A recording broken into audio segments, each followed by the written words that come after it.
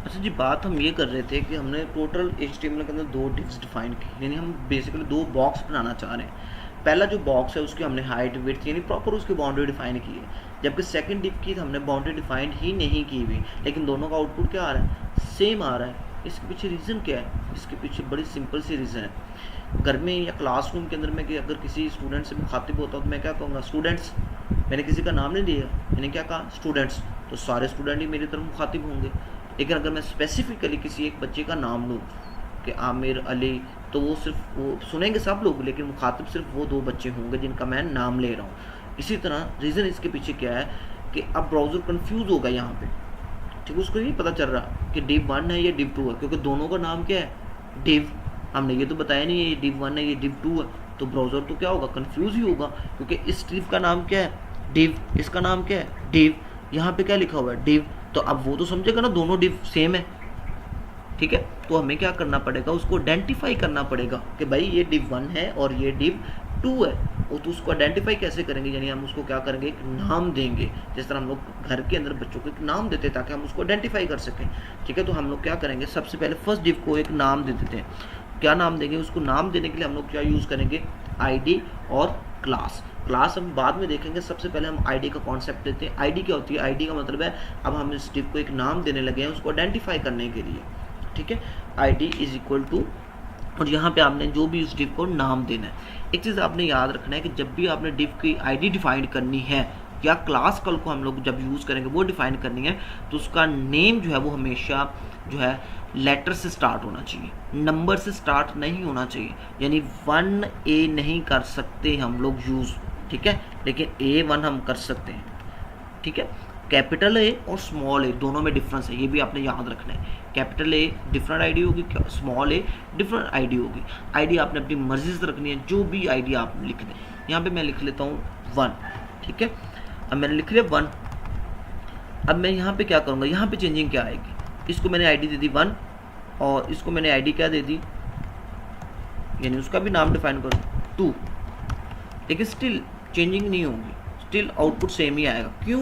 क्योंकि मैंने HTML के अंदर तो बता दिया है कि इसका नाम 1 है इसका नाम 2 है, लेकिन CSS को नहीं बताया, ठीक है। तो मैं यहाँ पे क्या लिखूँगा, हैश। हैश हम लोग यूज़ करते हैं ID के लिए। अगर हमने किसी भी टैग को ID दी होगी तो उसके लिए हम लोग अगर उसकी CSS करना चाह रहे तो हम लोग क्या लिखेंगे, #1। इसका मतलब है कौन सी div जिसकी ID क्या है 1, यानी वो वाली div जिसकी ID क्या है 1। आप इसको इस तरह भी कर सकते हैं, ठीक है, इस तरह भी वो वर्क करेगा, क्योंकि 1 एक सिंपल एक यूनिक आईडी है जो किसी एक ही एलिमेंट की होगी, किसी एक ही टैग की होगी। आईडी का नेम सेम नहीं रखना आपने, ये मैं आपको पहले बता दूं, ठीक है। आईडी का नाम मैंने दोनों का नाम डिफरेंट रखा है, क्योंकि अगर सेम रख दे तो फिर वही इशू आ गया, ठीक है।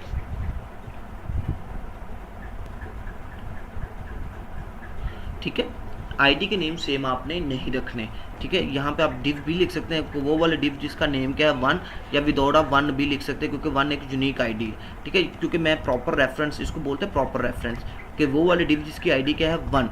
अब मैं जैसे इसको रिफ्रेश करूँगा, ठीक है, अब हमने उसकी CSS के ऊपर वो चेंजिंग इम्प्लीमेंट हो रही है, क्योंकि जो हमने यहाँ पे CSS लिखी है उसके साथ हमने क्या लिखा है 1, ठीक है। जैसे फर्स्ट डिव के ऊपर इंप्लीमेंट होगा जिसकी आईडी क्या है 1, ठीक है। अगर हमने सेकंड डिव की CSS लिखनी है तो सिंपल मैं क्या लिख सकता हूँ 2, ठीक है, सॉरी 2, या डिव जिसकी आईडी क्या है 2, जिस तरह मर्जी आप डिफाइन कर दें। मैं यही सारी प्रॉपर्टीज कॉपी कर लेता हूँ और उसमें थोड़ी सी चेंजिंग कर दूंगा। मैंने इसको किया कॉपी करने के बाद मैंने कर दिया पेस्ट, और सपोज मैं इसकी हाइट रख देता हूँ 100, विड्थ इसकी रख देता 300, ठीक है। और उसका बैकग्राउंड कलर मैं कर देता हूँ येलो, ब्लू कर देता हूँ, येलो ग्रीन कर दिया मैंने कलर, ठीक है। और जैसे रिफ्रेश करूँगा दोनों डिव हमारे पास क्या हो जाएंगी, शो हो जाएंगी। यहाँ पे आप देख सकते हैं क्लियरली, ठीक है। अब हम यहाँ पे ना दो चीज़ें CSS की और यूज़ करते हैं, उसके बाद आप लोगों ने एक टास्क परफॉर्म करना है, ठीक है। डेली के टास्क इंशाल्लाह आपको मिला करेंगे, ठीक है, हर लेक्चर्स के बाद, लेकिन आपने उसको परफॉर्म करके वो मुझे सबमिट भी करवाने हैं, ठीक है। वो टास्क क्या है वो भी मैं आपको नेक्स्ट लेक्चर के अंदर डिफाइन कर दूंगा। उससे पहले अब मैं क्या ये करना चाह रहा हूँ, इस डिव को मूव करके यहाँ पे लेके आना चाह रहा हूँ, इस डिव को मूव करके मैं यहाँ पे लेके आना चाह रहा हूँ, बॉटम पे लेके आना चाह रहा हूँ, इसको मैं राइट साइड पे लेके जाना चाह रहा हूँ। तो मैं इस डिव को कैसे मूव करूँगा, ठीक है। और अगर मैंने डिव के अंदर मौजूद टेक्स्ट है तो उस टेक्स्ट को कैसे मूव करना है, मैं पहले इनका फॉन्ट साइज़ कम, चले यही रहने दे, टेक्स्ट भी हम लोग मूव कर लेंगे। तो सबसे पहले हम लोगों ने क्या करना है, डिव को मूव करना है। तो दो चीज़ें CSS के अंदर हम लोग यूज़ करते हैं, मार्जिन और पैडिंग। ठीक है, मार्जिन का मतलब होता है आउटसाइड द डिव, मार्जिन का जो इफेक्ट है वो डिव से बाहर होगा, यानी अगर आपने डिव को मूव करना है तो आप मार्जिन यूज़ करेंगे, जो यहाँ से टॉप से बॉटम से राइट से डिव के बाहर से उस डिव को क्या करेगा, पुश करेगा टू वर्ड एनी वे। ठीक है, किसी भी तरफ उसको मूव करने के लिए हम लोग क्या करेंगे, यूज़ मार्जिन। लेकिन अगर हमने डिव के अंदर मौजूद टेक्स्ट को मूव करना है तो फिर हम उसके लिए क्या यूज़ करेंगे, पैडिंग।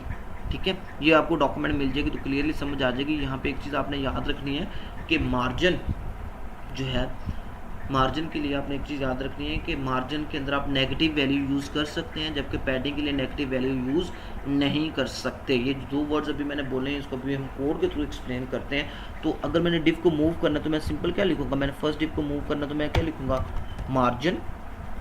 मैंने उसको लेफ्ट साइड से मूव करके कहाँ पे लेके जाना है, राइट साइड की तरफ, मैं क्या लिखूँगा, 100 पिक्सल।